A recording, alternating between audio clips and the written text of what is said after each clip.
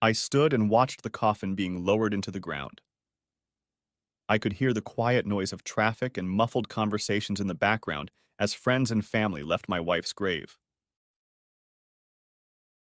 My children, Alexander, 21, and Chelsea, 20, stood on either side of me. We hugged each other and processed the grief. I could feel them shaking as they quietly cried with me. Unfortunately, their grief was much greater than mine. I knew I should be more upset about Joan's death, but in some twisted way, I was glad it had turned out this way. At least this way I was spared the pain and suffering of divorce and the financial turmoil it would have entailed. Divorce, you ask? Well, yes. You see, the night she died in a traffic accident, I found out I was married to a lying, cheating whore.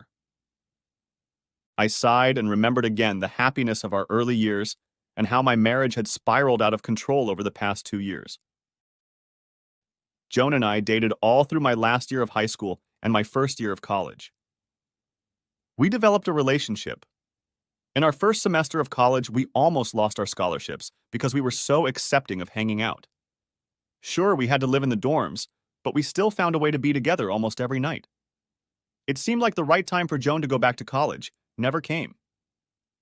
Finally, when Alexander was a freshman and Chelsea was a senior in high school, Joan went back to college. She treated it like a duck to water. As if she had never dropped out, she dove headfirst into her classes and unfortunately decided to experience the whole college experience. She made friends who were a little younger than her, right up to the age of our kids. If they were good people, she accepted them into her circle of friends. As she became more and more immersed in the social life of college, she began to change. She was no longer my loving stay-at-home wife. She started treating me with disdain and getting upset when I complained about her spending a lot of time out of the house in the evenings. She started coming home later and later, was drunk many times, and her clothes were disheveled. Joan became aloof and resented social outings with our friends or my work. Of course, she had a reason for coming home late on non-holiday nights and also on those nights when she had classes. According to her, she had to study at the library, she had a night class, and afterwards she and her friends would go to a local hangout to discuss the class. She needed to relax, etc. I guess I was like most cuckolds. I just didn't notice the signs of a cheating slut. All I knew for sure was that our life went downhill about a year after she went back to college. She always had an excuse. Too tired, headache, had to get up early the next day, and so on. I had fun with her once a week if I was lucky, and then it was like it was just a favor she was doing me. Literally, my world came crashing down on Thursday night. Joan had an evening class that was supposed to end around 9:20 p.m. Given the distance we lived from the university and the traffic, she had to be home no later than 10:15 p.m. I finally gave in and went to bed without her at 11:30. Of course, I was angry. She promised me that she would stop going out with her friends, that she would come home earlier. Che. The doorbell woke me up at 1:20 a.m. No sooner had I gotten to the door than someone started pounding on it. Okay, okay, I yelled, grabbed my pants, turned on the bedroom light, and stumbled my way to the front room. Who's there? I asked. Finally, I got to the door and swung it open. I was furious, expecting to find that my drunken wife wanted in and couldn't get the key into the lock. I stopped in shock when I saw a police officer standing on the porch of my house. I looked further through the open door and saw a black and white car sitting in my driveway. The officer flinched, then asked, "Mr. Rowland?" "Yes." "Your wife is Joan Rowland?" When I nodded my head in agreement, the officer continued. "Mr. Rowland, I'm afraid I have some bad news for you. The van your wife was riding in this evening was hit by a semi-truck. I'm afraid she and the 3 young men traveling with her were killed in the accident. The driver of the semi-truck was obviously drunk and ran a red light at a high rate of speed." "Excuse me, sir. Are you alone, sir? Or is there someone you can call?" I... About that time, my daughter Chelsea came down the stairs. She was dressed in a robe and was wiping her eyes from sleep. "Daddy, what's wrong?" The officer looked at her, then said, "Sir, I'm sorry. If you stop by the station in a day or two, the accident report will be ready. We'll also need you to examine the body for verification at your earliest convenience." He tipped his hat and said, "Ma'am, I'll just leave you guys to it. Again, I apologize." I stood in the doorway and watched the police car pull away from my driveway. I could feel the tears streaming down my cheeks, and then Chelsea put her arms around me and led me back into the house. After I told her what had happened, we sat in the living room together and cried. We dozed off sitting together on the couch. Finally, around 6 in the morning, I shook myself awake and started making plans for the next few days. I called my son at his apartment, then Joan's parents and my parents. I also called the funeral home and arranged for them to pick up the body. I was still in a state of shock, but I was starting to come around a bit. Before I could think about the implications of my wife's death, the man from the funeral home called. He said they could only pick up the body after I identified it. I called to make an appointment to see Joan. While I was on the phone, I remembered that the officer had said Joan had died while riding in the van. I called the police to make sure she wasn't in her car. I also asked about her purse and other personal items. The officer told me that they did not have any of Joan's personal belongings. From the records, they tentatively identified her by the medical bracelet she was wearing. After I identified Joan's body, my daughter and I went to the university and drove around until we found Joan's parked car. I gave Chelsea the spare key. I waited for her to start the car and followed her toward home. When we got home, Chelsea and I searched the interior of the car, looking for Joan's purse and books. When they weren't there, we opened the trunk and found several items, many of which shouldn't have been there. Joan's purse was lying neatly in the trunk on top of the neatly folded dress she had worn to class the night before. Opening the purse revealed several unused condoms. Later that day, to pass the time, I started cleaning the car and found 3 used condoms under the front seat to pass the time. I started to get frustrated, even angry. Sometimes Chelsea drives to college in our car instead of her little pickup truck. My first thought was that she was entertaining one of her guy friends in the back seat. I got out of the car, evidence in hand, and yelled, "Chelsea, come here for a minute, please." When Chelsea entered the garage, her eyes still red from crying, I turned to her and growled, "How do you explain this?" I watched her turn white and then red as I continued to speak. "I thought, no, I hoped we raised you better than this. You know it's not the best form of birth control. I know your mom told you how much trouble you could get into using them. How could you risk that?" Chelsea stood staring at me in shock. Then her face broke and she burst into tears again. Through her tears, I heard her say, "Daddy, how could you think I would do something like that? Are you telling me they're not yours? You borrowed the car last weekend. Who else could have?"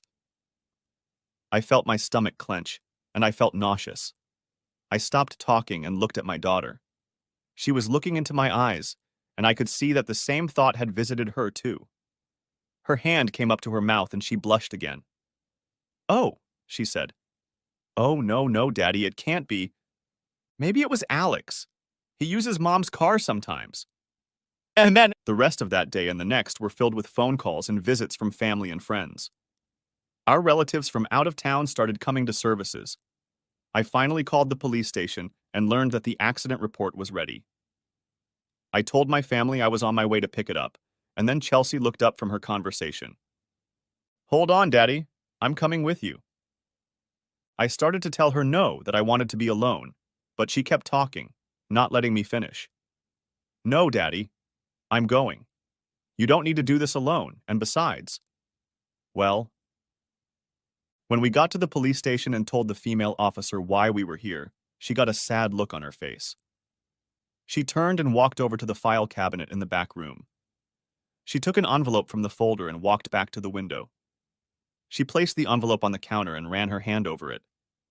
She looked at my face and said, "Mr. Rowland, I don't know how much you've been told about this accident, but..." She took a deep breath and exhaled and then continued, "You really shouldn't look at that report unless you need to. Just let your wife go and keep the good memories." "I'm sorry, sir." I stood in confusion for a moment, then snatched the report out from under her hand. "Thank you, officer. We had some problems, but we loved each other deeply.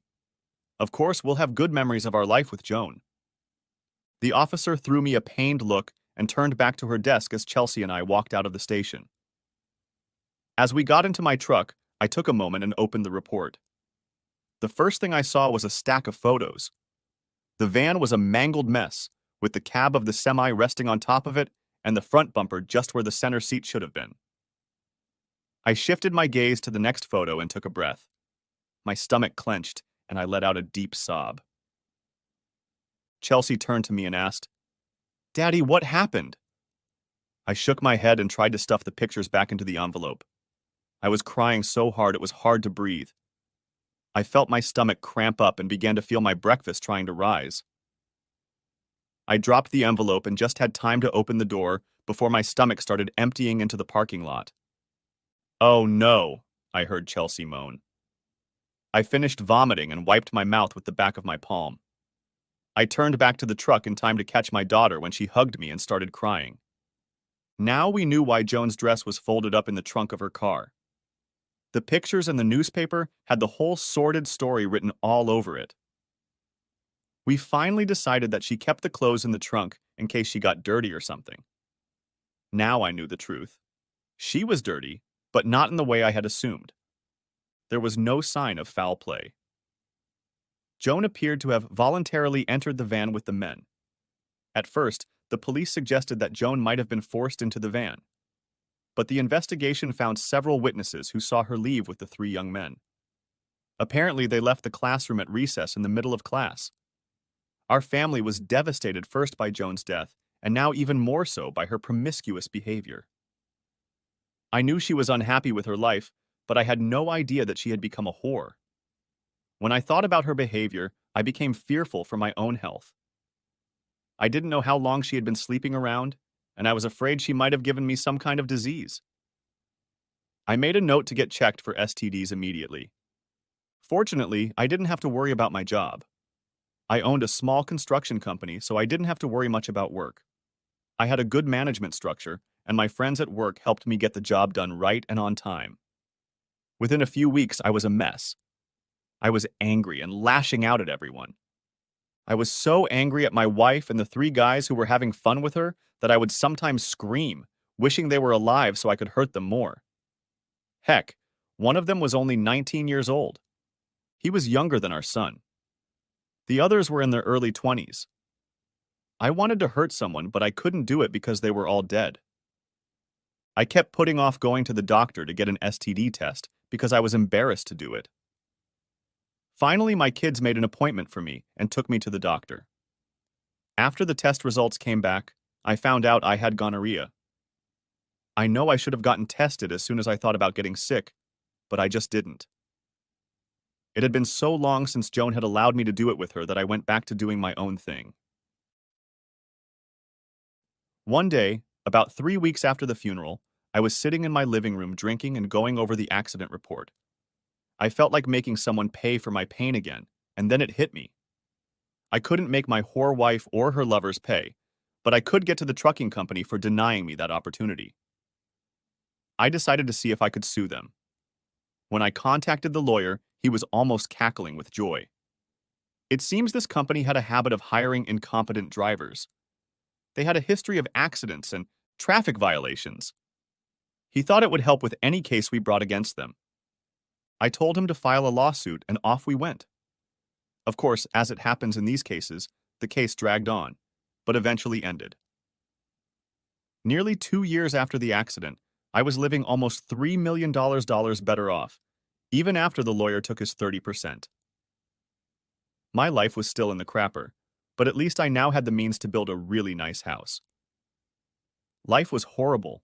I was no longer enjoying my job, and I couldn't be in the house my wife and I had built for ourselves. I finally decided that I would just drop everything and move away. I know I was running from my memories and pain, but so what? At the end of May, my son graduated from college with a degree in construction management. He had already been working part-time for the company for several years, and I decided to hand over day-to-day management to him. I allowed him and his new wife to live in my house rent-free, on the condition that the guest house was always at my disposal. My daughter had her own apartment in the basement. She had taken up residence in a room that at one time was intended for servants. I made it clear to her that she could continue to live in her basement apartment until she decided to move. I prepared legal documents that spelled out living arrangements, job, salary, responsibilities, and so on. I had no idea when I would return home or where I would be going, so I tried to provide for everything. And my daughter was getting a degree in business administration and was also working part-time for a company, so I felt safe leaving. 3 weeks after graduating from college, I loaded up my brand new F250 Super Crew Powerstroke 4x4 and hit the road. I had no idea where I was going, when I would get there, or how long it would take me to get there. I had a small 26-foot fifth-wheel trailer with everything I needed inside. I guess the hippies of the 1960s would say I was trying to find myself. I was hauling my little 650cc motorcycle on a rack I had constructed in the back of the trailer. Since it was early summer when I left, I turned my nose north and rode. It was amazing. The farther away from home I got, the more relaxed I felt. The first day I drove 12 hours, stopping only for gas and other necessities. The second day was the same, and then I arrived in Rapid City, SD. I had never been there and fell in love with the Black Hills. I found a small campground and settled in. Every day I got up to see the sunrise. I would leisurely drink coffee, enjoying the morning, and then have a late breakfast. In mid-morning, when it warmed up a bit, I would go for a bike ride. If I saw a beautiful place, I would stop and enjoy the view, or go down the trail to admire the view, or bike to it. I took many scenic rides on my bike while enjoying the Black Hills. I especially liked the little town of Keystone, SD. I rode the train between there and Hill City several times and explored both towns very well. There were a lot of beautiful women there, too. Several local wineries make outstanding wine. Perhaps I bought and drank too much of it, but so what? In the evenings, I would go out to dinner in town or to a bar, or I would cook at camp and have a drink with my 3 companions. Me, and me. Sometimes, while walking around camp, I would stop and visit with other campers. Occasionally, someone would stop at my place as well. I was surprised at how many of the campers were regular travelers. Many of them didn't have homes, just trailers or motorhomes.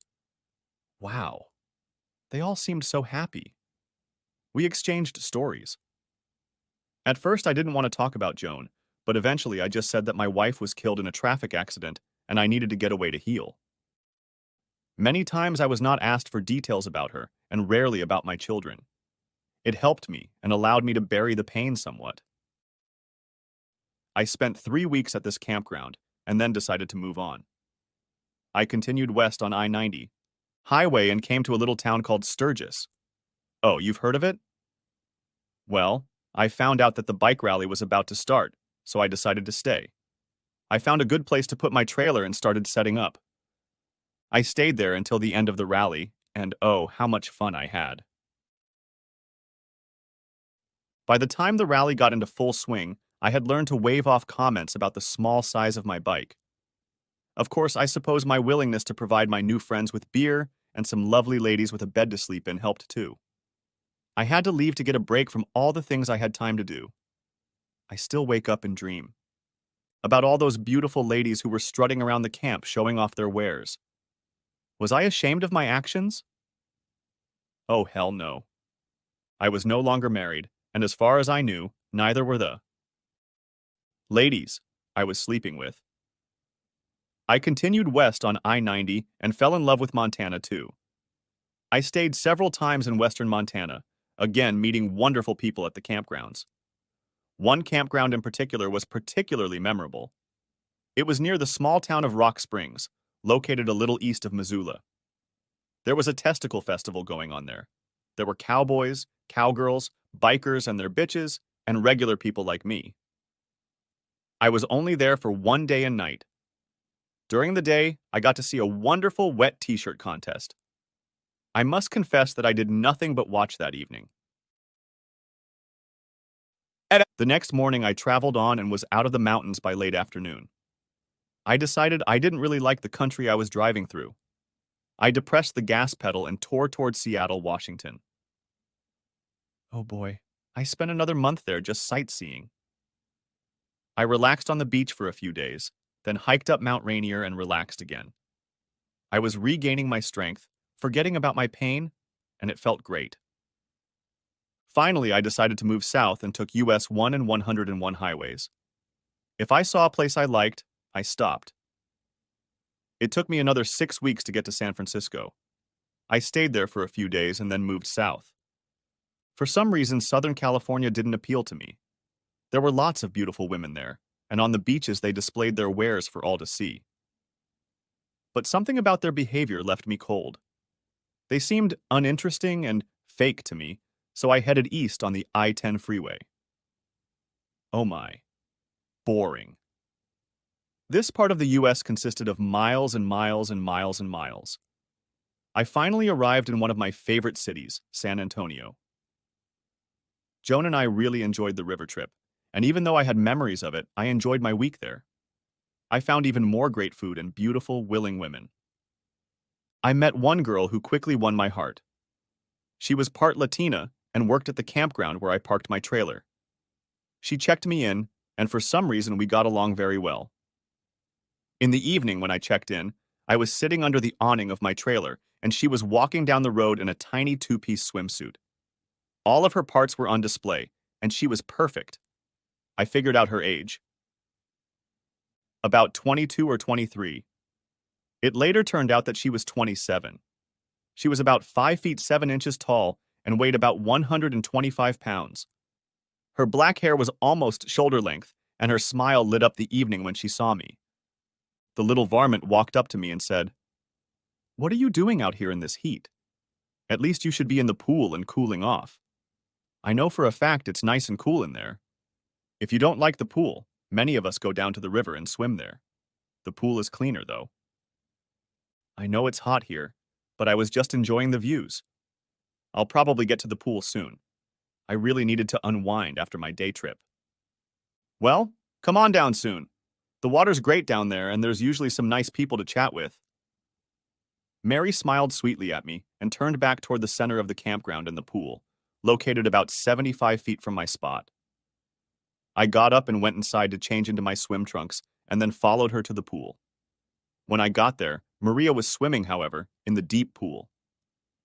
In the shallow end were two younger children with a chubby woman I mistook for their mother. An older couple was sitting at one of the tables reading. I dove into the water and swam 3 laps quickly, then climbed out and got my lounge chair. I jumped into the water and climbed into the chair. It sank under my weight so that only my shoulders and head were showing out of the water. Leaning back, I opened my beer and watched Maria. Maria and I talked for over an hour before she had to leave. I learned that she was the daughter of the owner and had just gotten her degree in business management. She was married, but her husband was drinking and promiscuous, so she divorced him. She moved back home to help her parents until she decided what she wanted to do with her life. Her parents were semi-retired, and she was trying to decide if she wanted to run a business for them or go into another line of work. She liked the relaxed atmosphere of the camp, but the earning potential was less than other places. Over the next 2 days, Maria and I became very close. She was easy to talk to and a lot of fun. I told her about my marriage and how I eventually just handed my business over to my kids and went off into oblivion. We discussed her desires and dreams. During my trips outside of camp, I noticed that there was no store or gas station within some distance. Besides the camp, which was large, there were several houses nearby. I suggested that she and her parents open a small store that would sell fuel. Mary became excited about the idea, and we discussed feasibility studies, research to see if the idea was viable. That evening when we left the pool, Maria followed me to my trailer. I don't know when we did it, but on the way back to my place we held hands. Maria looked up at me and pulled closer to me. We stopped outside my door, and she turned to face me. In a daze, I followed this beautiful creature into my house. Maria slammed the door behind us, and I don't know how it happened either. but we got busy. I woke up the next morning at the crack of dawn. I grabbed my shaving kit, towel, and bathing suit, and then left. I was only gone about 10 minutes, but when I came out of the restroom, I met Maria's father. He looked concerned and stopped me. "Steve, have you seen Maria?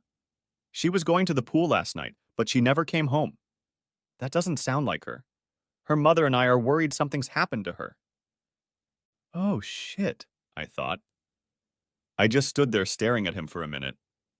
What could I say to this concerned father? I knew how I would feel if one of my kids, even as old as he was when I left home, didn't come home or called to say he was gone. I heard my trailer door close behind me and saw Maria's father's face when he saw her. His gaze moved to her, then to my face. I felt myself blush. Maria walked over to me and put her arm around my waist. "Daddy, I'm sorry I bothered you. I wasn't going out all night. Steve and I just fell asleep and I didn't get a chance to call or come home." I hugged Maria and said, "Shit. That didn't go well. Maria, I'm really sorry. I don't know how to fix this.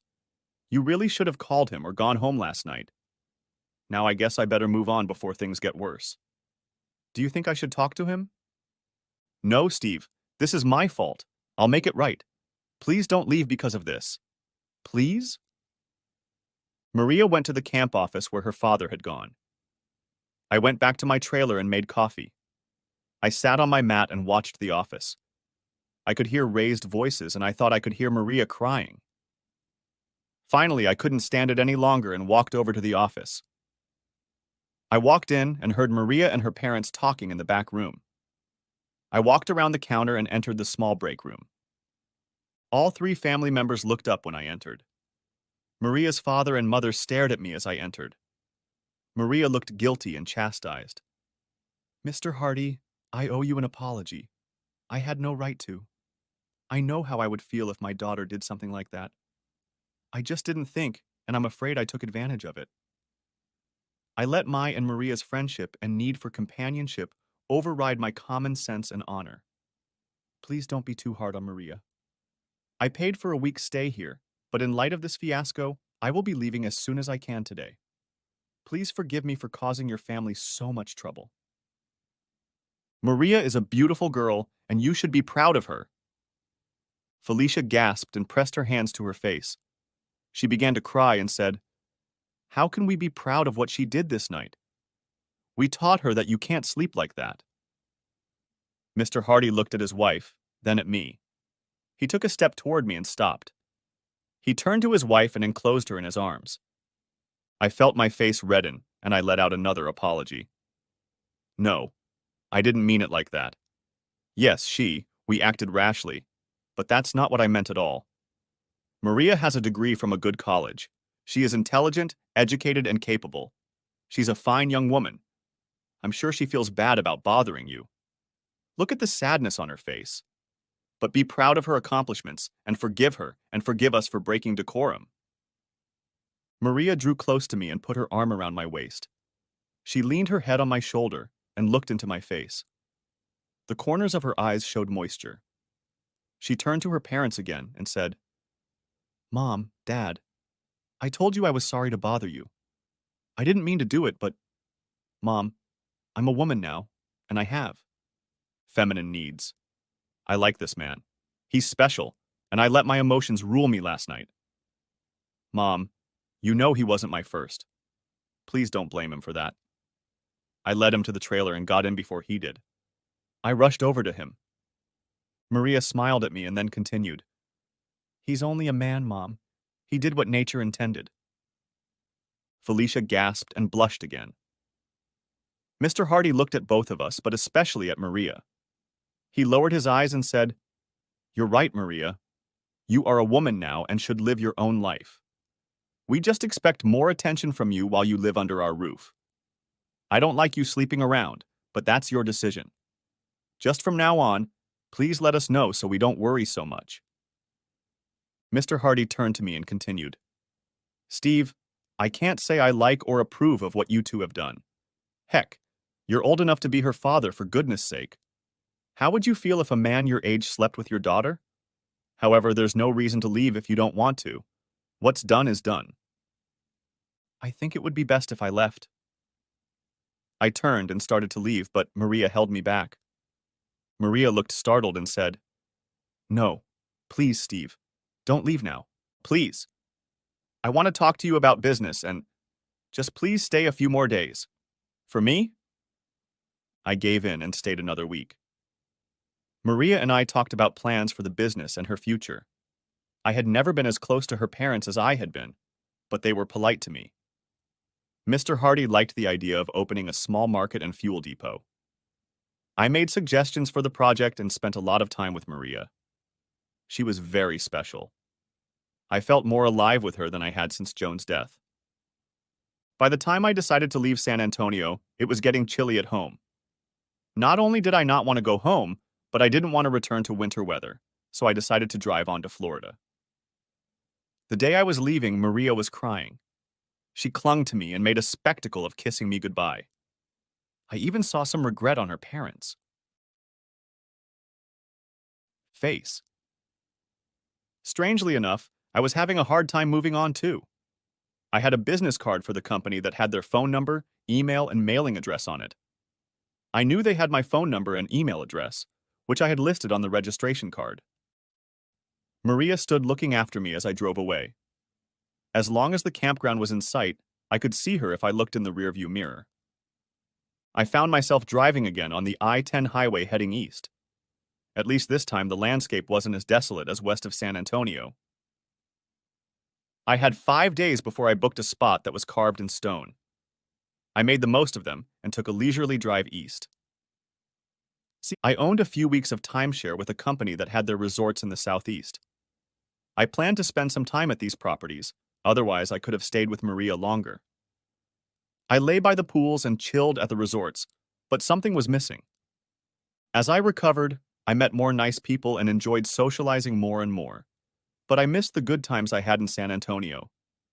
I moved further south and finally made it to the Florida Keys, ending up in Key West.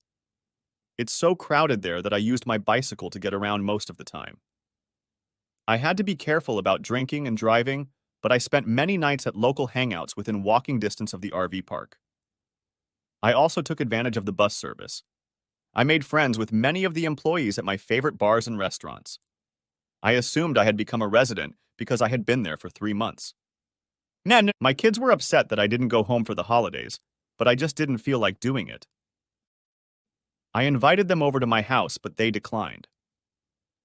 On Christmas Eve, I found myself at my favorite restaurant and bar, sipping margaritas and listening to holiday music. I had already finished my meal and was in no hurry to get back to my lonely trailer. It was already 8:30 p.m., and the customers had almost all left.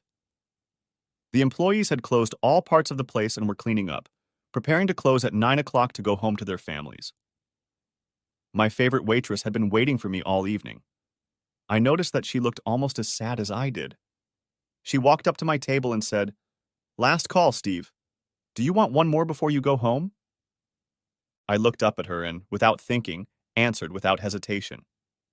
I saw a trail of tears on her cheek and reached up to wipe them away. She flinched when I reached for her and recoiled. I managed to take her hand and pull her to me and then said, "You look as sad as I do, Amanda. It looks like you've been crying. I'm sorry I scared you. I wasn't thinking. I was just going to wipe a tear from your cheek." Amanda flinched when I said that, and the tears flowed in earnest. I pulled her into my lap and hugged her while she cried. Her boss came out of the kitchen and stormed over to us. He reached for Amanda and said, "Damn it, Steve, what are you doing to Amanda? I thought you were a good guy. Now let her go and get out of here before I call the police." I let go of Amanda and started to get up, saying, "Hey, Sid. I didn't mean to upset her. I saw her crying and asked what was wrong." She started crying even harder, so I put her in my lap to hold her for a while. "Don't make a big deal out of it. I'm sorry." I started to walk away when Amanda said through a sniffle, "No, don't go, please, Steve." She turned to Sid and said, "Sid, he didn't do anything. We were just talking and I snapped. I've been feeling sorry for myself all night and, well, you know why, and when he asked me what was wrong?" Sid said, Okay, Mandy, but if he bothers you, just yell. Why don't you leave now? Me and the guys will finish up here. Try to have a Merry Christmas. Amanda replied through a sniffle. Merry Christmas, Sid. Amanda watched Sid walk back behind the bar and followed him. They talked for a bit, then he smiled and handed her a large pitcher of margaritas and 2 glasses filled with ice. By the time we had finished half of the pitcher, Amanda told me about her tears. She had to work the early shift today and had told her live-in boyfriend about it. Yesterday, she had agreed to work the evening shift for one of her friends. The friend wanted to go out of town for vacation and wanted to leave early. Money changed hands, and they traded. Shifts. Amanda went to the beach and relaxed and then came home to change clothes, grab a bite to eat, and head to work. Upon arriving at their house, she found her boyfriend in bed with 2 of her friends. Of course, she got angry and they got into an argument. Since she started living with him in his little trailer, he kicked her out of the house, threw all her clothes out the door, and locked it up. Oh, Steve, she continued. Now I have nowhere to live, and I don't make enough to rent a place, even if I could find one on Christmas Eve. Sid said I could live on a cot in his garage for a couple days, but I don't know what I'll do after that. I guess I'll have to move on. Maybe move back home if my parents will let me stay at their place for a while for free. It's a hell of a thing, isn't it? A 33-year-old woman is running home to her mom because things didn't work out for her. I caught my asshole husband cheating, divorced him, and was left with nothing. Then found another asshole cheater as a boyfriend and got my ass kicked by him. Hell, every man I've found in my entire life has done bad things to me. I don't know why I even bother. I sat for a while thinking about Mandy and her problem. Finally, I sighed and said, Mandy, I don't have much room, but you can stay with me for a while. If you want, you can use the other bed in my trailer. It's not very big, but I think it'll be better than the cot in the garage. I laughed and continued. I think we have enough in common in what our comrades have been through to give each other support. Besides, you seem like a nice enough girl, and I'd hate to see you suffer even more than before because of what some asshole did to you. And believe me, I know how you feel. I had to talk some more and do some more coaxing, but that and another pitcher of Sid's really excellent margaritas convinced Amanda to come with me, at least for the holidays. As we left, you could still hear Sid fiddling around in the kitchen. Amanda let him know we were leaving, and we staggered outside and walked down the street to my trailer. I remember struggling to get the key into the lock, and Amanda giggled as she watched me. I finally opened the door and pointed to the couch, which turned into a spare bed. Here's your bed, Mandy. The showers and restroom are in that big building in the center of camp, or you can use my little unit if you don't mind being cramped. I usually use it at night and use the camp facilities during the day. I went to bed and knew nothing more until nearly noon on Christmas Day. I probably would have slept on, but I was awakened by the damn phone ringing. I hesitated for a moment, then mumbled, L.O. I heard Chelsea giggle over the roar of conversation in the background. In an overly cheerful voice, she almost sang, Merry Christmas, Daddy. How are you? We miss you. I was doing fine until you woke me up, honey. Giggling again. Woke you up? It's already noon. Why were you sleeping at this time of day? I forgot Amanda was in the trailer and wandered into the kitchen to make coffee. I looked up and Mandy blushed, turning her head. Oh, shit, I said. Sorry. Smack! I turned and hurried back to the bedroom when Chelsea asked, What are you apologizing for, Daddy? It's okay if you take a nap. I'm sorry we woke you up. I stammered back. What? Oh, nothing, honey.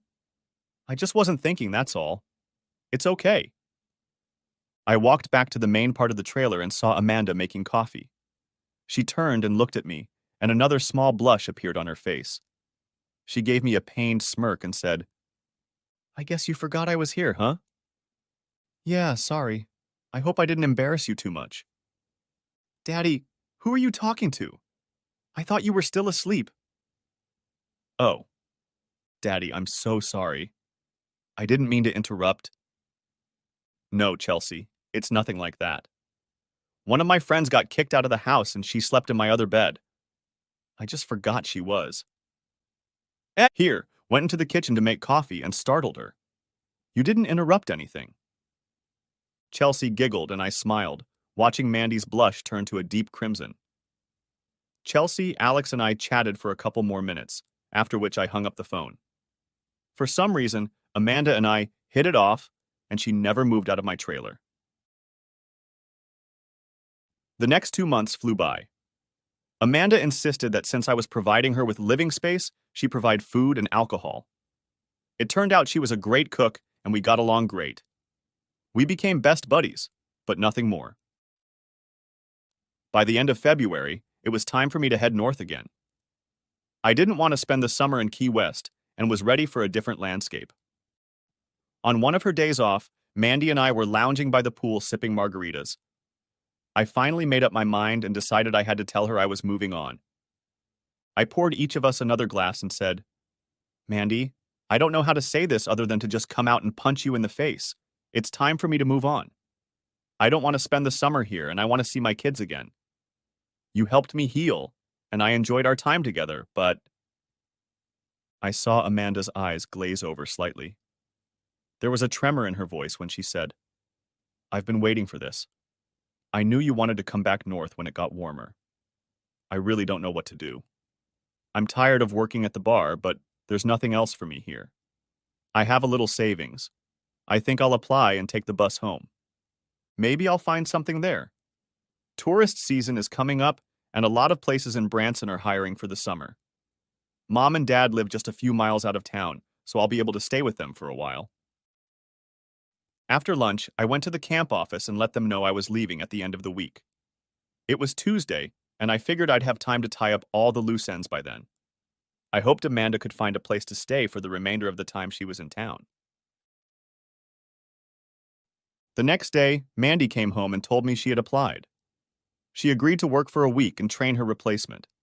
Sid didn't. Want to give her 2 weeks' notice. She smiled and said, I'd appreciate it if you could drop me off at the bus station when you get off on Saturday. Sure. Anything for Mandy's friend. By Friday evening, I had packed everything and loaded it into the traveling compartment. The next morning, all I had to do was hook up the electricity, water, and sewer and leave. Amanda watched me make the final checks. And then a thought struck me. I said, Hey, Mandy, I'm heading north and this is on my way back to Missouri. Hell, my family only lives 70 or so miles from Branson. If you're not in a hurry to get there, why don't you come with me? I plan on stopping along the way and really don't intend to get home until mid-April. But if you want to leave early, you can. Heck, with each city closer to home, the cost of your ticket will be less. What do you say? Amanda sat looking at me, then smiled. I say yes. Thank you. I'll enjoy traveling with you and it will save me some money. But I don't think I'll stay with you for the whole trip, because I'll need to find a job sooner. A lot of places start hiring in March. I decided to go to the west coast of Florida. When I got to Fort Myers, I stayed for a week, and Mandy and I enjoyed lying on the beach, swimming in the Gulf, and relaxing. She was very special. We seemed to know what the other was thinking, and we enjoyed doing almost the same things. One night we were at a little beach diner that served great shrimp. We each drank a couple pitchers of beer and ate a ton of shrimp. The younger crowd was the majority, and seemed to resent the few older people as they treated Mandy and me. A couple times, one or the other young man at the table next to us approached to ask Mandy to dance. She always politely declined, but as each one was refused, the anger built up. We overheard several comments about her being a tease and me being an old asshole. We decided to leave and took a bathroom break before doing so. As I came out of the restroom, I heard a commotion in the women's restroom. Mandy was nowhere to be seen. Then I heard her voice, No, asshole! Get your ass out of here and leave me alone. I told you I don't want to dance with you. Listen, sweetheart, you're a real woman and I want to dance with you. Now come on. When we're done dancing, if you still want to be with that old fart you're with now, you can find him again. We're on spring break and we're here to have fun, so let's get to it. The door to the women's restroom opened, and one of the punks who had been harassing Mandy came out of there, dragging a crying Amanda behind him. He saw me and smirked. Mandy looked at me fearfully. I didn't say anything. I took a half step toward the punk and kicked him. He let go of Amanda's hand and leaned forward. I quickly pulled Mandy towards the door. We were almost to it when one of the men at the table saw us. He stood up and said, "What the hell? I thought Joe went after that bitch." The other two headed toward the hallway where the restrooms were. I sped up and pulled Amanda out the door. As soon as it closed, I heard a scream. We rushed into the truck and I rushed outside.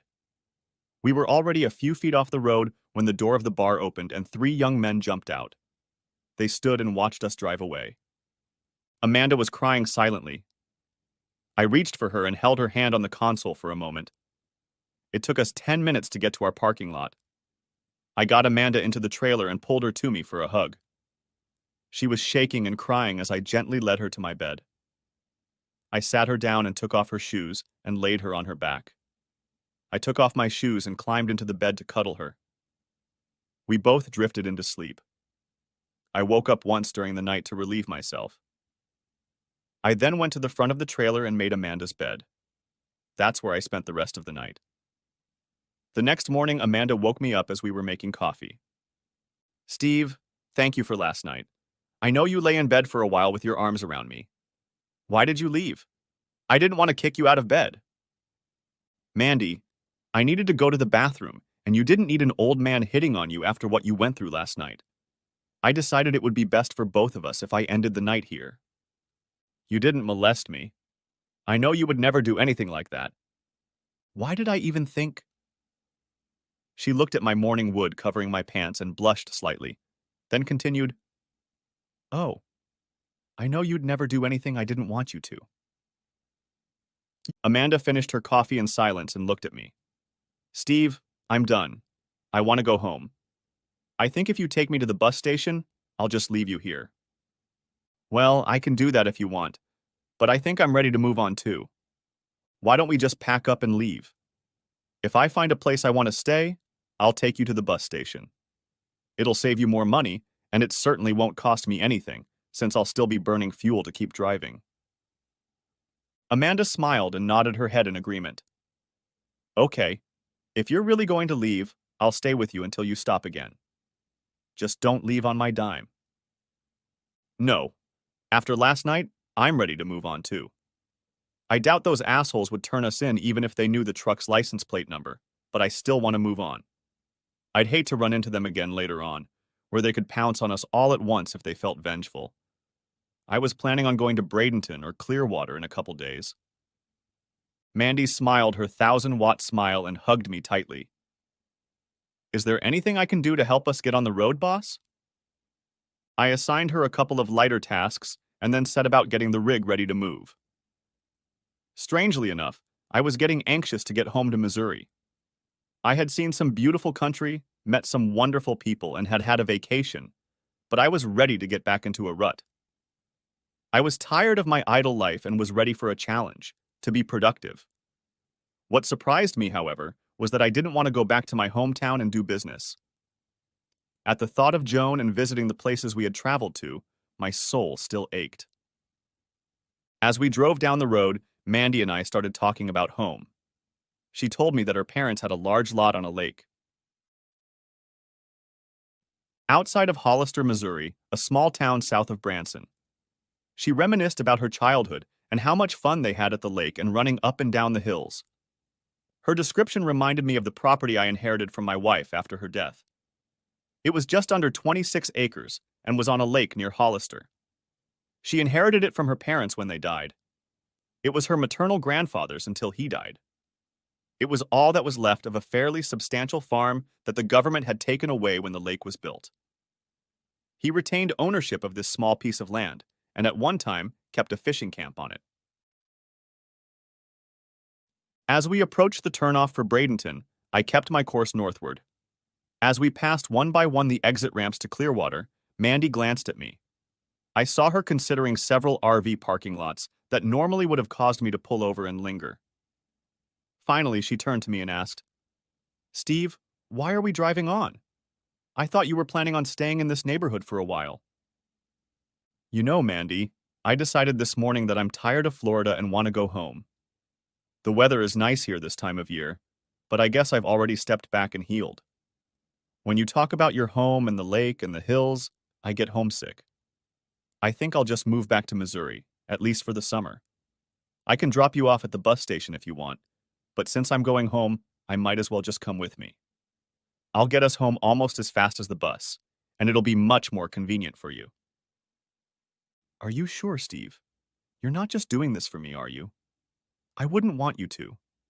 I appreciate all the help you've given me, and the trip in particular, but I don't want to ruin the trip for you. No. While you were talking, I remembered about a small piece of land that my wife and I, er, own, on a lake near Hollister. I haven't been there in years. My wife inherited it from her family, and I guess it's mine now. There used to be a fishing camp or resort there. I think I'll find it and see what it's all about. I might just bring my car there and stay for a while. I'm still not ready to go back to my old house and meet everyone. I'm sure the whole town knows what Joan did to me, and I don't want to face that. For some reason, I also can't be excited about returning to my company. My son and daughter run it as well as I do, judging by the financial reports I've been getting, so why bother? Besides, if I go back, their income will drop somewhat, and they're young and need money to get a start in life. Okay, Steve, if you're sure you're not just doing this for me, I'm fine with it. It took us 3 days to get to Amanda's house. It was very difficult to get the car through the small, narrow roads to her parents' house, but we made it. She was welcomed with open arms and lots of tears. After meeting them, I tried to drive out, but her dad didn't want to hear about it. He made me roll the trailer up to their house and hook it up to the plumbing and electricity. Amanda had told her parents how much I had helped her, so they treated me royally. Admittedly, I noticed a few questioning looks, and I was sure they were wondering about Mandy's virtue. Oh, come on. A beautiful woman has been living with a man for almost 3 months now, and they're not sleeping together. Hell, even I wouldn't have believed it, even though I knew it was true. I loved Amanda to death, but we were friends, not lovers. I just couldn't explain it. She was one of the few available women I knew. Oh, sure, I had my eye on her, but not to the point where I dared to put her to the test. After a week, I think we even convinced her parents of this.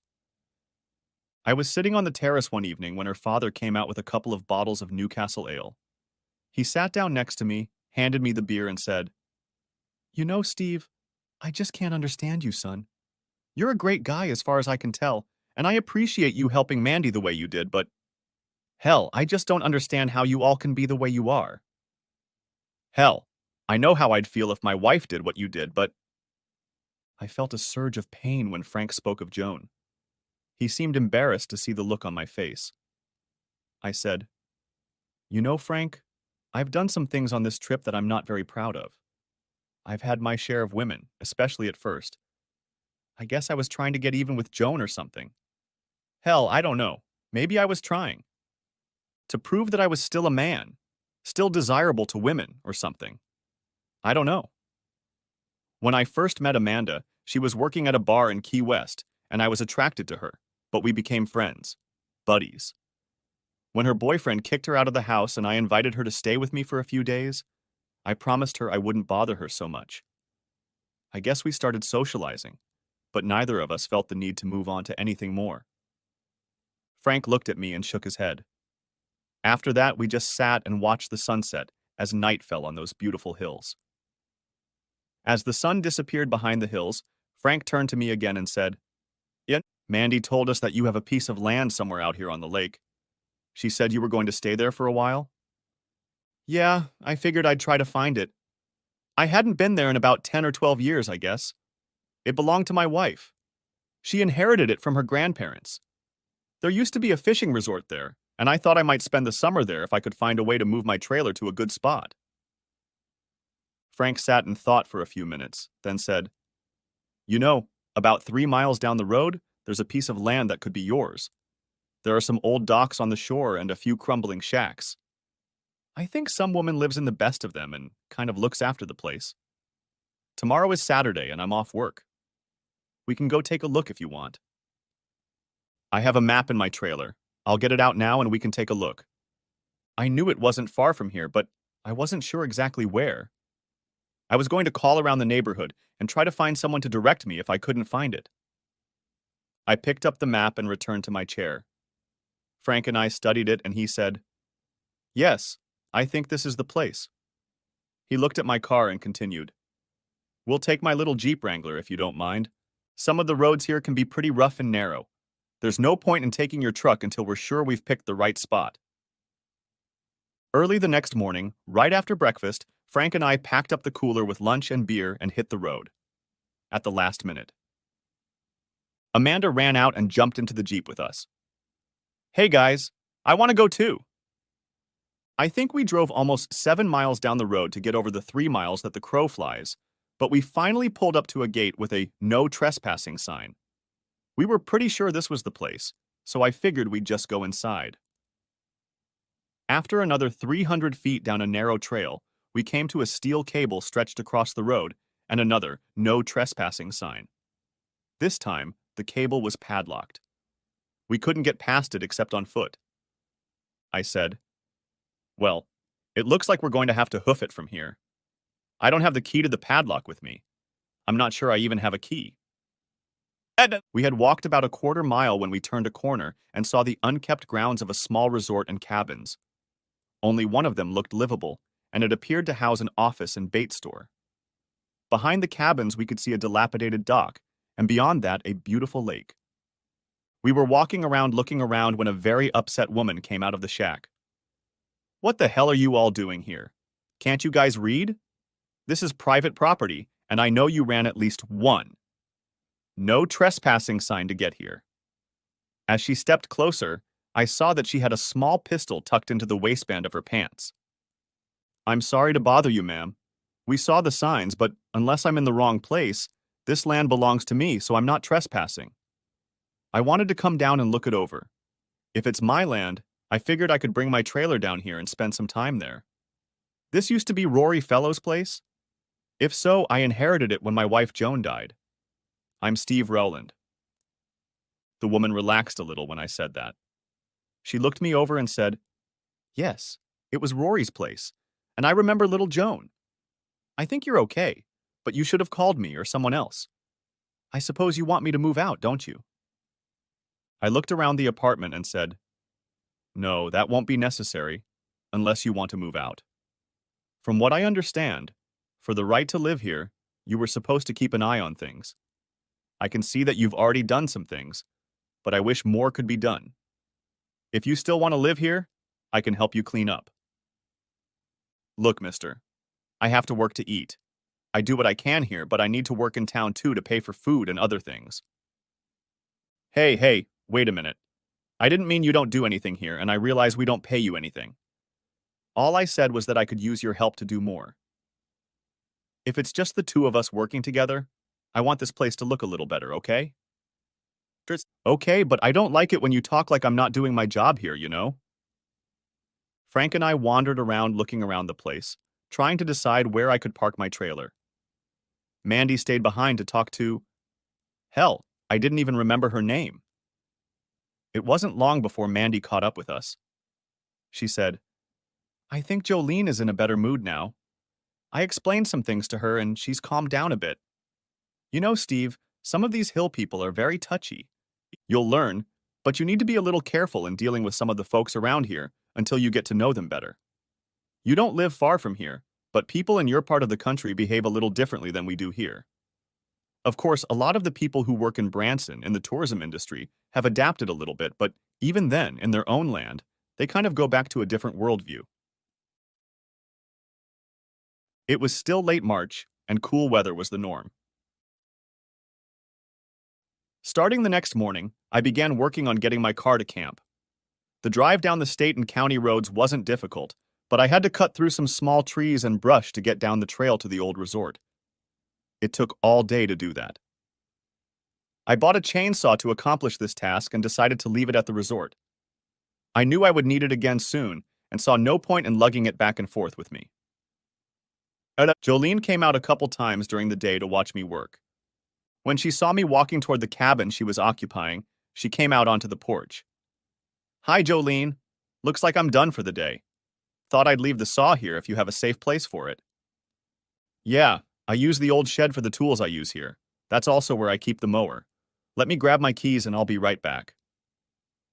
Back from the house, Jolene handed me the key and continued. Here, Steve. It's an extra key for the lock.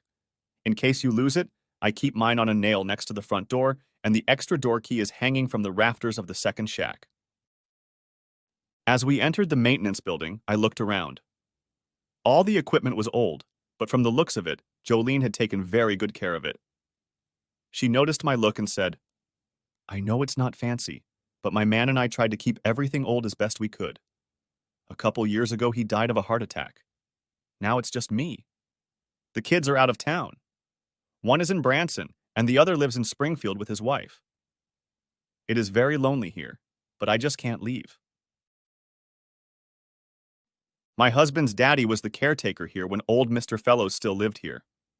When we got married, we lived in Hollister until we had to move here to care for him. When he died, we just stayed and did what we could. That's wonderful, Jolene. I appreciate that. Before I go, I'll give you my cell phone number. I think you still have my address in case you need anything. I know we've had a few bills from you in the past that we needed to pay. Okay. Well, I guess I'll wander around for a bit and then go back to my trailer. I think I'll try to bring it back tomorrow.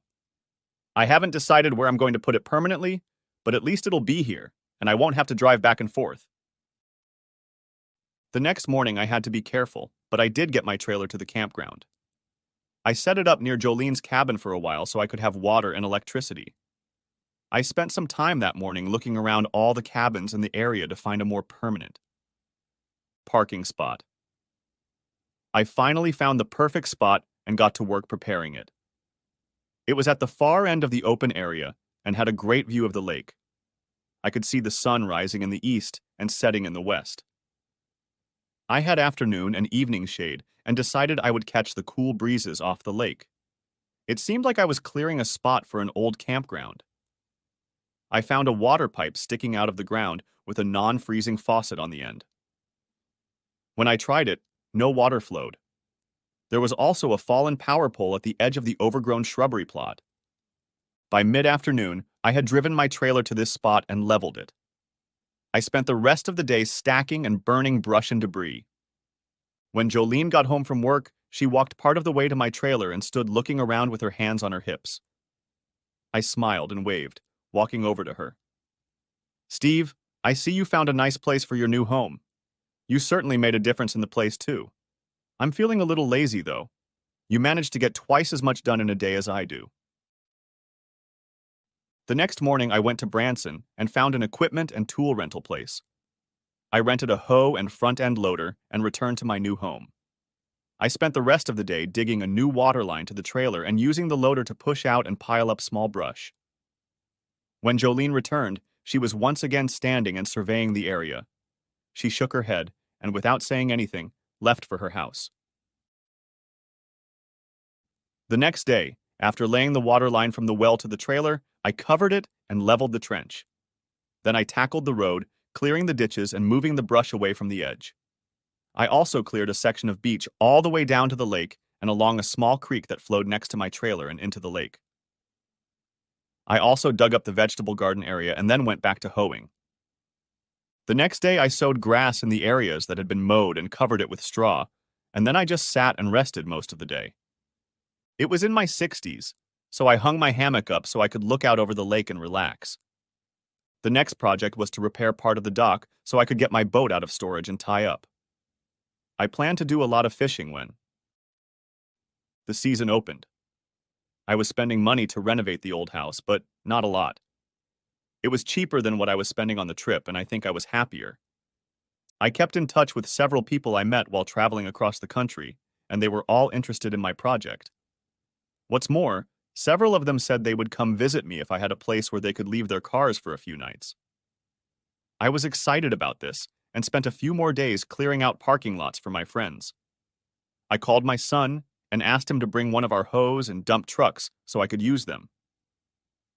I repaired the road once more and hauled several loads of gravel to improve it, and then after running water and electricity, I decided to pour concrete pads in the areas I had cleared for the RV. By this time, Jolene was no longer surprised to find another major change when she returned home. Moreover, sometimes in the evenings she would even come out and help me if I was still working. I also kept in touch with Maria and her parents. She was very interested in my little project, and every time we talked, she wanted to know what I had done since the last time. She kept marveling at the pictures I sent her, and one day said she really wanted to see the place in person. I replied, "Why not? It's very beautiful here in early June. Why don't you come and see me then? Take your parents with you if they want to come too."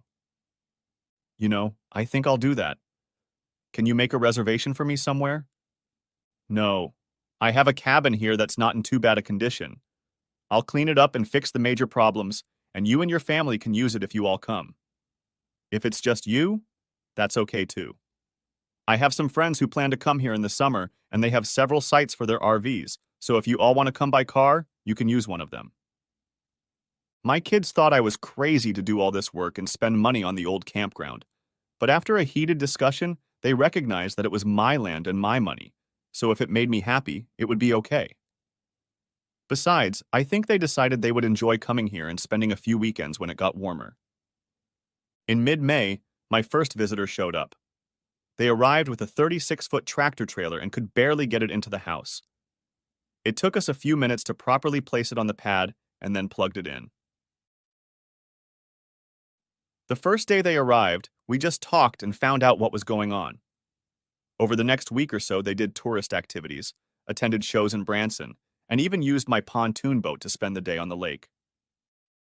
Just before the first car left, another friend of mine pulled up with a slightly smaller fifth wheel. We accommodated them, and they followed the lead of the first couple. Jolene was still unsure of her reaction to the change, but I caught her visiting friends several evenings. The second couple and I were visiting one evening, and they were complaining about the long drive into town for groceries, beer, and so on. "Steve, why don't you stock up on some stuff at that store over there? It would make life easier for your customers." "Hey, Haas," I said. "I don't run an RV here. My family has owned this place for years, and I just poured some pads so my friends and family can park when they stop by." "What hell, Steve? You've got a gold mine here. I guess I thought you were going into business. I've been telling some of our friends how nice it is here, and a couple of them have told me they plan to come and stay with you." "I'm sorry. I misunderstood. I'll call them and tell them they need to find another place to stay when they come to Branson." When the first couple left, they tried to pay me for the place. I refused because I told them I considered them friends and guests, not customers. "Damn it, Steve. I consider you a friend, but you've put a lot of labor and money into setting this place up. We've used your water, electricity, and sewer. You need to do something about that at least." He pushed a check toward me and said, "Here, take this check for electricity and water at least. Besides, I never paid you for the boat and fuel we used. I know it's not as much as some nicer places, but I figured $30 a day for the site and added another $250 for the boat and fuel. Now I won't take no for an answer. Heck, the old lady and I want to go back. You have a great place to vacation here. If you had a pool, it would be perfect." As the second couple was leaving, they also insisted on leaving me a small check for the electric bill. To my surprise, late in the evening of June 1st, I received a phone call from Maria. "Steve, were you serious when you said I could come see you on June 1st? "Of course, Maria. Will you come over? I would love to see you here. I've missed our conversations and would love to see you again." "Good. I was afraid you were just being polite. When can we come over?" "Anytime you want to show up, dear. I don't do anything but fiddle around with things. I've already had a couple friends stay for a few days, but they left last week. It's just me and the caretaker here now." "Steve, we're in Hollister now. Can we come over tonight?" "Hell yes. Do you need directions or can I come and walk you over? What are you driving?" "We took Dad's motorhome. Is that okay?" Oh shit, honey, it's going to be crowded. The campground will handle it, but a couple turns in the road will be tough. The county road here is really narrow, too. Maria and her parents entered the address into their GPS, and before I could open the gate, they were already there. I looked up at the Class A motorhome and stared at them. Heck, I knew they were huge, but this one looked like a monster trying to roll into my little narrow driveway. I watched and watched as Phil, Maria's father, slowly made his way through my gate and started down the road. I walked ahead of him and watched. There was one steep turn that bothered me. When he got to it, he was halfway down and I had to stop him. His rear wheels were going off the road into a ditch, and it was deep enough that he would have gotten stuck if he had kept going. I walked up to the bus and made him back up. Fortunately, I still had a hoe and a couple pieces of gravel at camp. I drove to camp and brought several buckets of gravel to fill in the ditches on either side of the turn so he could drive into them and around the corner. In one place, I had to cut some tree limbs so he could drive under them. Jolene was standing in the yard with her mouth open when we came into her field of vision. She just stood there watching Phil put his car in the spot closest to mine and plugged in. When he came out to secure the fishing line, she came over to us and said, "I never thought I'd see something like this here in my life. You all must be crazy to bring that thing out here in the hills." I was still listening to Jolene when a small figure jumped down from the last step of the van, dodged Phil, and jumped into my arms. "Oh, Steve, it's so good to see you again. I've missed you so much." I looked at Phil and Felicia as she walked down the steps. My mouth was open and Phil was grinning. He shrugged and winked. Maria moved over to me and wrapped her arms around my waist. To say I was stunned was an understatement. I didn't know how to react, and I think Maria finally realized it. She pulled away from me a little and looked me in the face. "Steve, is something wrong?" "No. You just surprised me, that's all. It's good to see you all." At that moment, a small car pulled into the yard next to us. I looked back and smiled. Amanda jumped out of the car and jumped up to me. She wrapped her arms around me and kissed my cheek, then stepped back. She looked around at my new guests and said, "Hi, everyone. I'm Mandy. I didn't know you guys were here. I just came to talk to Steve and then I'll get out of your way." Mandy's eyes glistened. She said, "Steve, I should have stopped by here first and told you the news." "Oh, Steve, I got the job. I'm the new assistant manager at Ride the Ducks. I work from noon till closing. Now I can pay you back all the money you spent on me in Florida. I just should have told you that before I went home." "Mandy, honey, we had a deal in Florida. You bought the food and I paid for the trailer space. You don't owe me anything else. I'd still spend most of the money on the two of us if it was just me." "Yes, I know, but I owe you at least for the ride home, and I intend to pay." Maria looked at Amanda, her jaw clenched and her eyes glittering. I thought tears appeared in the corners of her eyes. I saw a hint of the Hispanic woman character I'd encountered a couple times in San Antonio. She turned and almost collided with the van. Felicia looked at me, and without saying a word, followed Mandy. Phil looked at me, and Mandy shook his head and continued setting up his van. Mandy looked at me, then at the van. "Steve, is there something wrong here? I didn't mean to interrupt you." "I don't know, Mandy. It's Maria and her family. I thought I told you about them. They have an RV parking lot near San Antonio. We became friends while I was there, and I invited them to visit. They just arrived, and I thought everything was fine until you showed up." Mandy thought for a moment, and then she made a grimace and said, "Oh, shit. That's the girl you've been talking to all the time, isn't it? The one you've been pining for?" I nodded my head affirmatively, and she continued, "Steve, I'm sorry. I think I messed things up for you. Shit. I hope I can fix it now." Mandy walked around the front of the van and said, "Sir, I think I've made a big mistake. Can I come into your van and try to work things out with your daughter and wife?" I didn't hear what Phil said, but Mandy walked back to the door, knocked and walked in without waiting for an answer. I stood looking at the door as Phil came back and stood next to me. About that time, I heard Maria screaming inside the van. I couldn't make out what she was saying, but I knew she wasn't happy. I heard a smack and a scream from Mandy, and then Felicia's voice. Phil looked at me and said, "Well, son, I think we have a real problem here. If you had another woman, you should have told Maria about her before we got here. You know she hasn't even looked at another man since you left us. All she could talk about was coming here and seeing your son. How long have you been with this woman?" I didn't know which part of Phil's conversation to address first. I was in shock. Hell, I knew Maria and I had been close in Texas, but damn. Hell, I was 40, and she was what? Maybe 28. Hell, she wasn't much older than my kids, and it sounded like she thought we were a couple. Shit, what am I supposed to do now? Admittedly, if I'd gotten involved with another woman, Maria or someone like her would have been a good catch, but damn, she was just a kid. Finally, I decided to answer all of his questions, but in reverse order. I told him about Amanda and how we were just good friends. I explained how we started living and traveling together, and then I said, "Damn it, Phil. I had no idea Maria thought we were more than just good friends. Phil looked at me and said, "Son, do you really think my Maria just jumps into bed with any of our guests? I was thinking more about you." "Oh shit, Phil. You know that's not what I meant. Oh shit, I don't know what I meant. I guess I really screwed up, didn't I?" There had been silence in the van for some time now. The door opened and Amanda stepped out. She had a red stain on her cheek. Maria followed her out, her gaze lowered. Felicia was the last in line, and she looked sheepish but pleased. I sighed, not seeing blood. Well, not really. I walked over to Amanda and touched her cheek.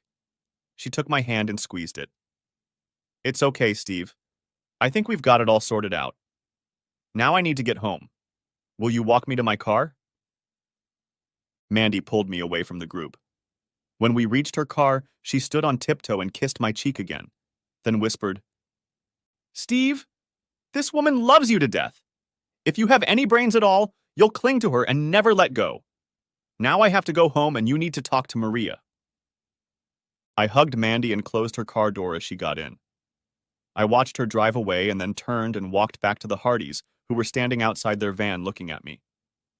Maria looked guilty and looked at me with a look of fear on her face. I walked over to the group and took Maria's hands in mine. I squeezed them, then lifted her chin to look into her eyes. None of us said anything. I turned to her father and said, "Look, I hate to be a bad host, but could you and Felicia relax for a few minutes? I think I need to talk to Maria, please." Maria looked startled again. As we turned and started to leave, I noticed a slight wink in Phil's eyes. I wondered if he was that confident or not. Hell, even I didn't know what to say or do. Maria and I walked in silence. After a few steps, I felt her take my hand. I looked up at her from below and caught her gaze in my direction. I led her to the clearing I had opened. There, I set up my hammock and a couple chairs around the fire. The grotto was secluded. You couldn't see the RV park from it, but you could watch the lake and admire the sunset and sunrise. A short path led to a creek where I had a small swimming hole that I used when I wanted to snorkel. Instead of sitting down in the chairs, I stopped and turned to Maria. I gently pulled her into my arms. I kissed the top of her head, took a deep breath and said, "Maria, I guess I'm just an ignorant man here. I knew we were close and had a great time in San Antonio. I felt closer to you than any other woman I have found on this journey of mine. I think you were the one who helped me heal and get over the betrayal and death of my wife. You were my friend and my lover when I desperately needed both. I always looked forward to our conversations on the phone and was very excited and happy when you agreed to come to me. I took a deep breath and continued. I just never thought, hell, I have a son 6 years younger than you. I didn't realize how you felt about me." Maria began to cry and through her tears said, "Steve, how could you? Do you really think I jump into bed with every guy I meet at? Camp who is handsome and flirts with me? Do you think I'm some kind of puta slut? I thought you felt the same way I do. Your age means nothing to me. It doesn't. I don't care about the age of your kids. I care about you. When you left, I thought we had a deal. We agreed to keep in touch while you healed, and we agreed to see each other again. After I met you and we spent time together, I didn't see any other man that I had the slightest interest in. You showed me that a man can be gentle, loving, and caring and still be my hombre, all man. And now you're telling me you don't love me, that I was just a piece of ass? No. Maria, never. You are so much more than that to me. You're a wonderful, beautiful, intelligent woman. I think of you often and enjoy your company immensely. I just never realized that you might consider me more than just a good friend. If no, when I marry again, I'll consider myself unspeakably lucky to be able to marry someone like you. But not to me. Is that what you mean, Steve? Not to a kid like me? No, Maria. That's not what I'm saying. I need time for my tired old brain to think over this wonderful gift you're offering me. I think of you many times, even when we're not on the phone. Even when Amanda and I were living together, I thought of you. Did she tell you that we never had intimacy? Maria nodded her head, then smiled briefly and whispered, I'm not sure I believe her. She's a beautiful woman and a good person, I think. I'm not sure any man could live with her for 3 months in a small trailer and not get her into bed. Maria pressed her lips together tightly, then said, That's good, Steve, but how many have you had fun with since you left me? None, Maria. There were many before you, after Joan died, and none afterward. At times I thought about it, but I decided I was putting it off because of Mandy. Maria started to cry, and I could see the anger on her face. I hurried my response and continued. No, Maria, that's not what I meant. I meant that I usually bring women to my trailer, and since she was there, I didn't feel like, oh, shit. Everything I'm about to say would be untrue. I admitted that since our breakup, I hadn't had any interest in other women. Sure, I admired beautiful women as any man should, but I'd never even tried to get another into bed. I just wasn't interested. Only one woman had been in my bed since I left San Antonio, and that was Amanda. We were out to dinner one night, and some college guys tried to hit on her. She got upset, and I kept her in my bed for part of the night. But we were fully clothed. Maria smiled and said, Yes. She told me about that night. She said her feelings were hurt when she woke up and found you sleeping on the couch she usually used. The rest of the week we went fishing, lay around camp, or went to whatever shows they wanted to see. Sometimes we would look at buildings and locations. The more they saw, the more Maria and Phil tried to talk me into reopening the campground and RV parking lot. And that Friday morning, Phil and I went into town to get some groceries. I still worked a little bit each day, but very little. I mostly bought groceries and things needed to entertain Maria and her parents. When we got back, Maria and Felicia were working on the cabin, which was in better condition. They had ripped off a lot of rotten boards, ripped out the carpet in the living area, and had already finished taking apart the ruined kitchen cabinets. Maria turned as we entered the cabin and smiled at me. She jumped up to me and gave me a hug. Then she pulled away and looked at me as if guiltily. Honey, please don't be mad at us for starting this job before we talk to you again. We talked this morning after you left, and decided that this cabin could be renovated for very little money. Even if you buy new appliances and cabinets, I think we can do it for less than $5,000 if we do the work ourselves. One of your friends called while you were gone and wanted to stop by for a visit if you were home and had room for their van. I told them to come over. There was plenty of room. Was that okay? Anyway, after I did that, we talked about the cabin, like I said, and decided to start working on it. If we can get it finished next week, they will be able to see it while they are here. I know it will be available to rent for at least $700 a week and at least $900 during the heaviest vacation season. If you do that, you'll recoup the cost of the renovation before the summer is over. We can send them pictures of the cabin and the park itself so they can show them to others, and I know Mom and Dad will have pictures on display in their park when they get home. We have heard some of the people who stay in our RVs say they were going to come to Branson or have been here recently. A beautiful park like yours, I'm sure some would come here to stay, even as far away from the city as it is. A lot of people don't like the hustle and bustle of a big park in a crowded area. I'm sure athletes would come here as well. Please, can we at least finish this cabin? I laughed and hugged her. Her enthusiasm was impossible to resist. Okay, we'll finish this cabin and I'll clear out a couple more RV parking lots. I'll call Alex tonight and arrange for him to keep the backhoe longer and send over the tools I'll need. Maria made an embarrassed look and said, "Thank you, dear. I know you won't regret it. Do you think we could open a little store that sells items that run out quickly? You know, dry goods, sodas, canned goods, and so on. If you put up an ad for fishermen, you could even stock up on fishing supplies. I bet if you had a liquor license, you'd make money selling beer to your guests too. We sell a lot at Daddy's Park. Couldn't we do that?" I laughed again, then said, "I'm not so sure about that, Maria. Jolene lives in the old office and store, and that's where we'll have to put all this stuff. We may even have to replace the refrigerators. I'm not sure she'd want the store back in her house. Can we ask, please? Or we can put another shack for an office and store if she won't let us use her shack. I don't feel like talking about it either. Jolene is a good person, but you know she doesn't do much around here to earn free rent. I think you should ask her to do more or maybe start charging her." "I'm not sure that's right for me, dear. Let me think about it for a while." Saturday morning, Mary and her mother went into town to find carpet and cabinets and stuff for the cabin. Phil, I think, was napping. I was sitting in the shade resting when Jolene came out and sat next to me. I decided this would be a good time to bring up the subject of the little store and some of the other things Maria had mentioned. "Jolene, how are you doing this fine morning?" "I think I'm fine, Steve. Just feeling a little overwhelmed or something. I guess I feel guilty too.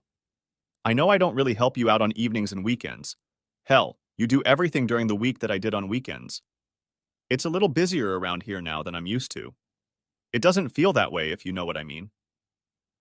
Steve, I don't think I'm going to want to keep working here if you bring in a bunch of people who are always running around, sticking their noses into things, and always messing around. I was wondering what you were going to do here." "Jolene, I'm sorry. I probably should have talked to you about this earlier. When I came here, all I wanted to do was bring my trailer here and live in silence like you. Then I got calls from friends who wanted to visit me, and I set aside a few places for them when they came over. And now, hell, I don't know how to say this without it sounding bad, but I guess Maria and I—" Jolene laughed and interjected into my conversation. She said, "Yeah, I know about that. Yeah, a blind man could see what's going on in there. When are you going to make it permanent? I don't think this woman plans to come home when her parents leave. It's not right to keep her tied up without knowing how permanent she needs to be." "But that's not what I mean. It looks like you're going to make a fleet of RVs here, and I don't want to live in one of them. Is that what you're doing, Steve?" "I wasn't planning on doing that, but I guess I'm kind of on board with it, Jolene. Maria's excited about it, and Phil and Felicia think it'll work. I really don't want to quit my job at my age, but I also don't want to go home and run a construction company again. I think I'll let Maria talk me into opening a small RV park and see what happens. Hell, she even wants to open a little grocery store with groceries, snacks, and beer to sell to our customers and the fishermen she thinks will use our marina." I was afraid that's exactly what was going to happen. "Steve, you won't be upset if I find another place, more secluded, and move on?" "No, I understand. I can't say I want to put up with noisier people, but for Maria, I guess I'll have to. I have to admit that I've grown to love this girl, and if she wants an RV park, I'll let her have it. She grew up in a park like that, so I know she knows how to run it." Phil and Felicia were going to stay another 2 weeks. That would be long enough to help me fix up one cabin and do most of the hard work in the store and office. After Jolene left, Mary and I would remodel the living quarters in the office building and move in there. We had a large living room, kitchen dining room, and 2 bedrooms in the back of the office and small store. It was just enough for the 2 of us. I have to admit that I had plans to furnish things pretty fancy. I loved the comforts of home. When I traveled in an RV or went camping, it was different, and I put up with less luxury. But my house was my fortress, and I wanted it to be very comfortable. One day when we were in town doing some shopping before her parents left, I bought Maria an engagement ring. I don't remember asking her to marry me, but I can't say I was upset with the way things turned out. She took me to the store, and we picked out a ring. Her smile lit up the sky for the rest of the evening. Every time I looked at her, she was either looking at the ring again, or her mom was doing it. After the ladies admired the ring for a while, and we barbecued in my nook by the creek, Phil and Felicia disappeared. I opened the locker I kept in my grotto and pulled out a foam mattress and blanket from there. Maria and I sat and cuddled together, watching the sun set and nightfall. That's how we spent the night under the stars. The next morning, we put the mattress aside and walked to a small creek. About a half hour later, we were back in Phil and Felicia's van, holding hands. Phil was sitting in a chair under the awning drinking his morning coffee. Felicia was fiddling with the small gas grill and stove I had set up there for the convenience of the campers. Phil stood up and reached out to enclose his daughter in a hug. He hugged her and then said, "Honey, listening to you made me proud of my old heart. You have done what a good woman does to her man. If you take as good care of him as apparently he has taken care of you, you will have a wonderful life together. I just couldn't help but tease you both, and kind of wanted to thank you." Phil looked at Felicia and continued, "After listening to you two, Mom and I got a little excited too. It's been a while since I've worked so much at night." Felicia turned and looked at Phil, then said, "Well, you old prick, if you worked less outside and more when we go to bed, maybe something like this would happen more often." "I'm sorry, honey," Phil said. "I didn't realize I had neglected you. I'll be better from now on." Next chapter. We got our liquor license, bought new beer coolers and a few cold foods.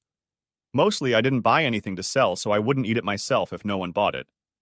I kept 2 or 3 gallons of milk, some juice, and a couple cases of several varieties of soda.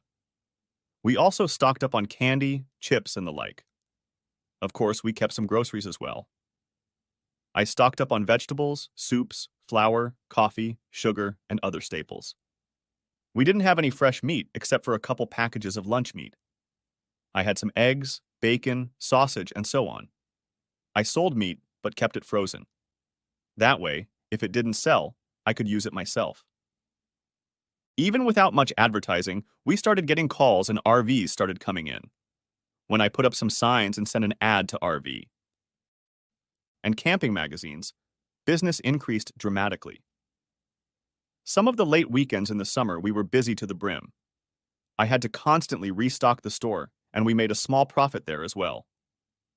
Maria was happy, and when she was happy, she made sure I was very happy. Enough said. I decided that we would close the park at the end of September because most of the campers and fishermen had left by then. We spent a couple weeks cleaning up and fixing things, and then headed to San Antonio to see Maria's parents and get married. Everyone said the wedding was perfect. It probably was, but as you know, it's a women's business, so I take their word for it. I took Mariah to Florida for her honeymoon, after which we returned to San Antonio. We agreed that we would run her parents' RV park from November through February so they could travel. In March, we would return home and open our own RV park for the summer.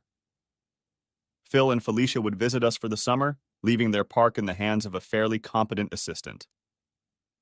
Business at their park in the summer was minimal, but they still spent most of the summer there to keep things running smoothly.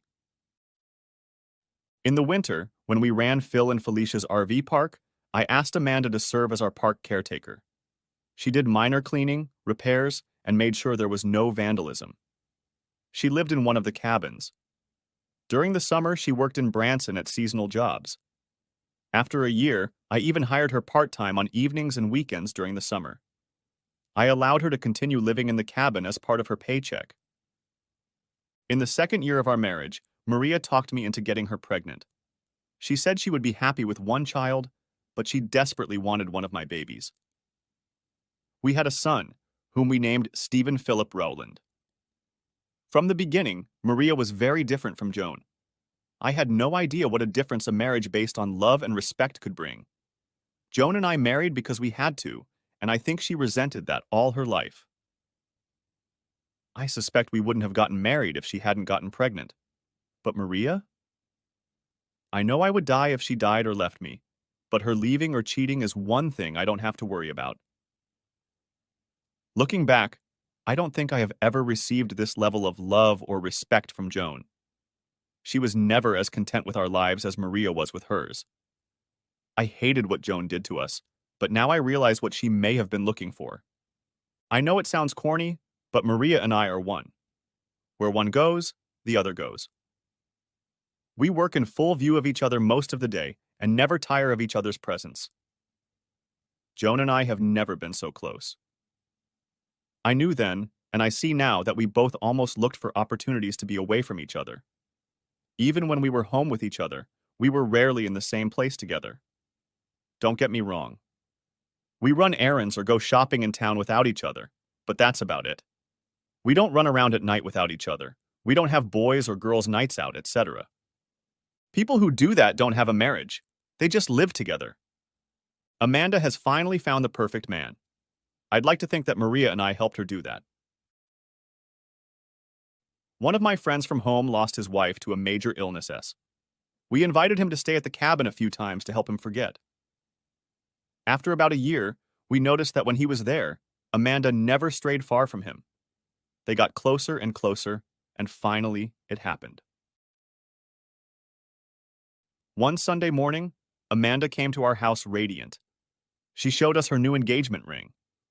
Amanda still helps out at the RV park, and she and Wally live in the cabin we let her have. Wally got a maintenance job at Silver Dollar City. Amanda quit her job in the city. She is now a housewife and mother when she is not helping us run the park. I added a room to the cabin where Wally and Amanda live for their child. After my wife's betrayal and death, it took traveling across the country for me to move on with my life. At first, I thought I could never get over the betrayal and the pain she caused me. Now I can safely say that I have moved past it and am living a much happier and more peaceful life than I ever thought possible 5 years ago when the shit came crashing down on me that horrible night. I thank my Spanish angel for her love and guidance as I continue my journey through life. The end. Thanks for watching. I hope you enjoyed it. So subscribe to my channel and watch the next video.